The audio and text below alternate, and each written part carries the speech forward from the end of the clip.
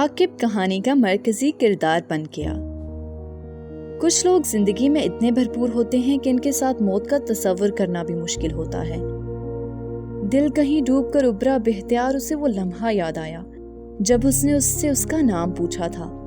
اس بیماری نے عاقب کی جان لے لی، مگر کون جانے وہ کس کے دل میں کتنا بستا ہو۔ لوگوں کی زندگی میں اس کا کردار ختم ہوا ہو، پر میری زندگی میں وہ ہمیشہ روشن ستارہ رہے گا۔ اس دنیا میں سب ختم ہو جائے تو آخری بچ جانے والا احساس علی اور عاقب کی دوستی ہوگی۔ ایک قصہ اڑتے پتوں کا جو سبز رتوں میں خاک ہوئے، ایک نوحہ شہد کے چھتوں کا جو فصل گل میں راکھ ہوئے، کچھ باتیں ایسی رشتوں کی جو بیج نگر میں ٹوٹ گئی، کچھ یادیں ایسے ہاتھوں کی جو بیج بھور میں چھوٹ گئی۔ شدت درد اور تکلیف کا اندازہ وہی بہتر کر سکتا ہے جو خود اس میں مبتلا ہو، یا کوئی قریبی چاہنے والا، یا جس میں اللہ تعالیٰ کی طرف سے انسانیت کا دکھ درد محسوس کرنے کی صلاحیت ہو۔ یہ کہانی ہے ان 4 دوستوں کی جن کی زندگی میں تلخی عروج پر رہتی تھی۔ اللہ تعالیٰ نے کچھ ایسا ہی لکھا تھا ان کے لیے۔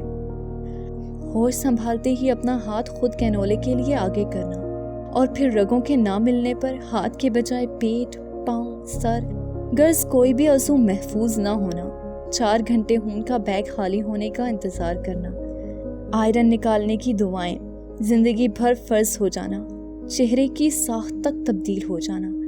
یہ تو ابتدا تھی۔ عام لوگوں کو بس ان کا علم ایسے تھا کہ ہفتے میں 1 بار خون کی بوتل لگتی ہے، اور بس، اور اسی ایک بس کے آگے ان کی تکلیف کا سفر شروع ہوتا تھا۔ پہلے ان تینوں لڑکوں کی آپس میں بہت بنتی تھی۔ زندگی مشکل ترین تھی، اور وہ اس کو آسان کرنے کی ہر مشکل کوشش سے بھی مسکرا کر گزرتے تھے۔ یوں ہی ایک دن ان کی ملاقات ایک ایسے انسان سے ہوئی جو ہسپتال میں ایک کونے میں چپ چاپ، مایوس، آنسوؤں میں ڈوبا بیٹھا رہتا تھا۔ ان میں سے ایک نے اس سے نام پوچھا۔ عاقب شبیر، ہاں یہی بتایا تھا اس نے، مگر اس کے لیے وہ اس کے بعد آقی ہی رہا۔ یوں نام پوچھنے والے اور بتانے والے کے دل ہمیشہ کے لیے مل گئے۔ اس ایک ملاقات کے بعد وہ ان کی زندگی کا اہم حصہ بن گیا۔ آنسو، مسکراہٹ، غم، خوشی سب ایک دوسرے سے بانٹا کرتے تھے۔ خود مرض میں مبتلا ہو کر بھی وہ باقیوں کو علاج اور دوائی تجویز کرتا تھا، اور حیرت کی بات یہ ہے کہ اس سے وہ ٹھیک بھی ہو جاتے تھے۔ وہ کہتے ہیں نا کہ دل کا احساس مرہم کا کام کرتا ہے، ایسا ہی کچھ تھا۔ عاقب کہانی کا مرکزی کردار بن گیا۔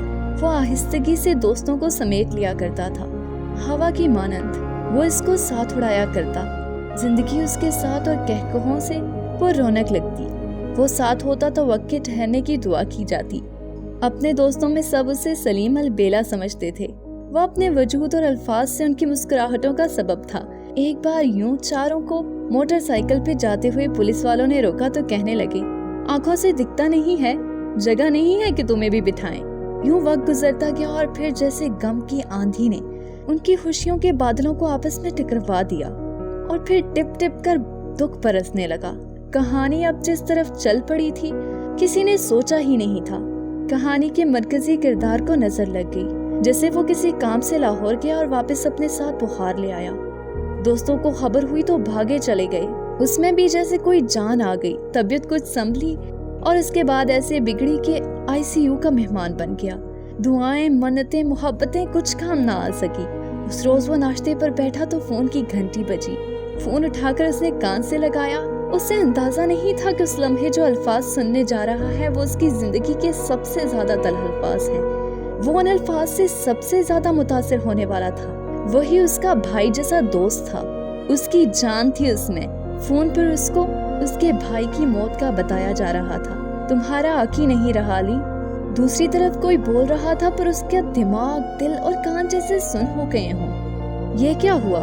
اس نے تو وعدہ کیا تھا وہ اس کو اکیلا نہیں چھوڑے گا، پھر کیوں اس کی آنکھوں کو کبھی نہ ختم ہونے والے آنسو دے گیا؟ اس نے آنکھیں بند کر کے تکلیف اپنے اندر اتار لی۔ وہ جانتا تھا کہ عاقب باقیوں کے لیے شاید چلا گیا ہے، مگر اس کے لیے ہمیشہ اس کے اندر ہے، وہاں جہاں وہ ہمیشہ زندہ رہنے والا ہے، وہاں جہاں سے وہ مر نہیں سکتا۔ ہاں، وہ اس کے ساتھ ہے۔ اس نے اپنے فون کی اسکرین روشن کی۔ سامنے ان دونوں کی تصویر تھی۔ وہ ہنس رہا تھا۔ اس نے ایسے ہی اس کو جنت میں ہنسنے کی دعا مانگی۔ کچھ لوگ زندگی سے اتنے بھرپور ہوتے ہیں کہ ان کے ساتھ موت کا تصور کرنا بھی مشکل ہوتا ہے۔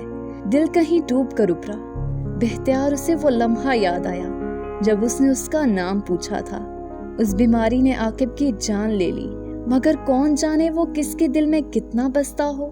لوگوں کی زندگی میں اس کا کردار ہمیشہ کے لیے ختم ہو رہا تھا، پر میری زندگی میں وہ ہمیشہ روشن ستارہ رہے گا۔